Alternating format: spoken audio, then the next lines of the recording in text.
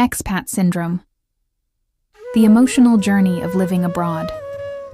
Repatriation syndrome. The hidden challenge of coming home. These aren't official medical diagnoses, but they're widely recognized psychological and emotional experiences during major cultural transitions. Expat syndrome refers to the emotional and psychological challenges that people face when living in a foreign country for an extended period of time. It's essentially a prolonged or intense culture shock experience that can affect identity, mental health, and social functioning. Challenges. 1. Cultural disorientation. Language barriers. Unfamiliar social rules and norms like gestures, personal space, time perception, bureaucratic frustrations, visas, healthcare, banking. 2. Identity crisis, feeling invisible or misunderstood. Losing touch with parts of your identity from home, career, traditions, routines, struggling to find your place in the new society. 3. Social isolation, difficulty making deep connections or friendships. Missing friends and family from home, feeling like a perpetual outsider, even after years. 4. Emotional strain, loneliness, sadness, or anxiety. Homesickness that doesn't go away. Low motivation, burnout, or escapism. Long-term impact, if not managed well. Withdrawal or avoidance behavior. Increased dependence on substances or escapism. Career stagnation due to emotional exhaustion. Development of depression or anxiety disorders. Factors that influence it. Personality and openness to new experiences. Support system, local community, expat groups. Cultural similarity, difference, e.g., a German moving to the Netherlands versus to rural China. Language fluency. Preparation and expectations. Repatriation syndrome, aka reverse culture shock, is the emotional and psychological distress that occurs when a person returns to their home country after living abroad. Many people expect a joyful homecoming, but instead experience disorientation, grief, or alienation. Why it happens. 1. You've changed, home hasn't. You might now value different things, e.g., work-life balance, independence, but your home culture hasn't changed in the same way.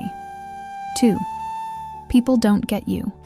Friends, family may not understand or relate to your experiences abroad.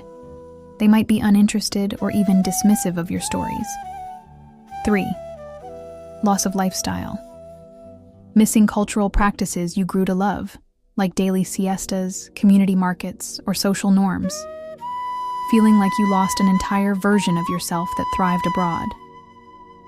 4. Career or professional setbacks. Hard to transfer overseas experience to domestic job markets. You may return to fewer opportunities or feel overqualified, underappreciated. Symptoms: alienation and loneliness.